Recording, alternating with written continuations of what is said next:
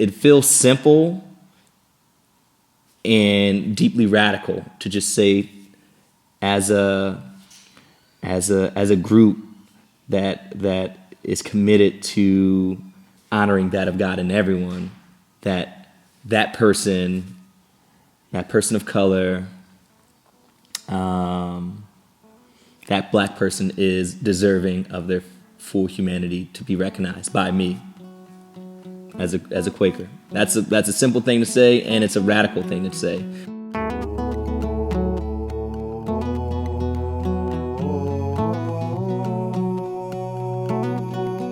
My name is Sterling Duns. I am a West Philadelphia native and currently live in West Philadelphia. I'm a member of Merion Meeting in Merion, Pennsylvania, and I'm the coordinator of Equity and Justice Education at Friends Central School, and also a musician and emcee. Being a person of African heritage in Quakerism, it's complex, because being a person of African heritage in the United States is complex, because being a person of African heritage on the world is complex. So I'm just thinking how beautiful this life can be walking around in black skin, and how traumatic and dangerous it can be walking around in this beautiful black skin, how they can be, and how both of those things can be true. I think I learned more over the years. I've learned more about the history of Quakers, knowing that some Quakers were abolitionists, knowing that some Quakers owned slaves. Sometimes I imagine what old school Quakers were like, and these Quakers who had this powerful revelation about slave trade or enslaving Africans. But I like to think it was maybe a gradual or a continuum where people actually examined over and over again an ideal they had, and eventually let it go. Quakers are equipped to have a role in the racial healing work that we need today, because inherent to the faith, inherent to the spiritual practice, is a belief that there's that of God in everyone. When I think about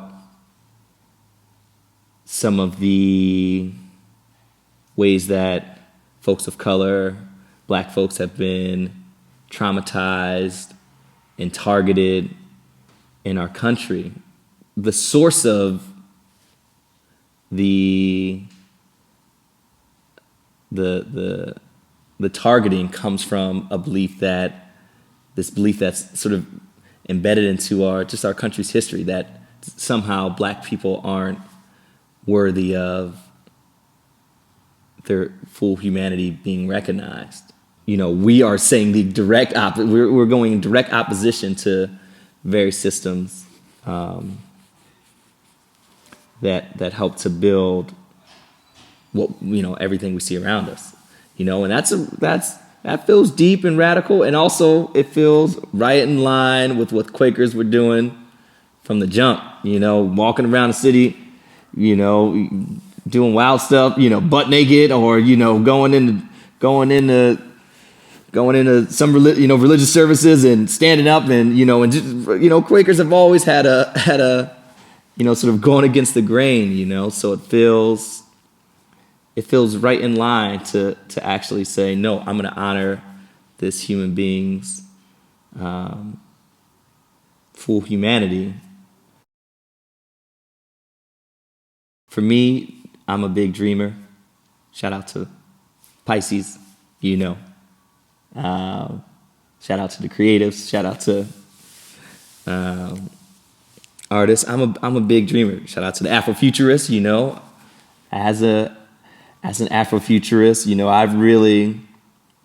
I spend time dreaming about the future, and really spending some deep time imagining what it looks like for us all to be free, And I think Quaker communities can spend that time and energy doing that. I think they can absolutely do that. When we talk about something like Quaker bodies being more inclusive, I think you literally have to spend time on on Dream Mountain, you know, just go up to Dream Mountain and look out, you know, and then come back to Reality Meadows, right? And then Dream Mountain and Reality Meadow, you know, and just and really, you know, I spend a lot of time oscillating between those you know, different worlds, you know, and I think Quaker bodies, you know, maybe to have a practice of being able to do that as a group, you know, as multiple groups, I think will be really important.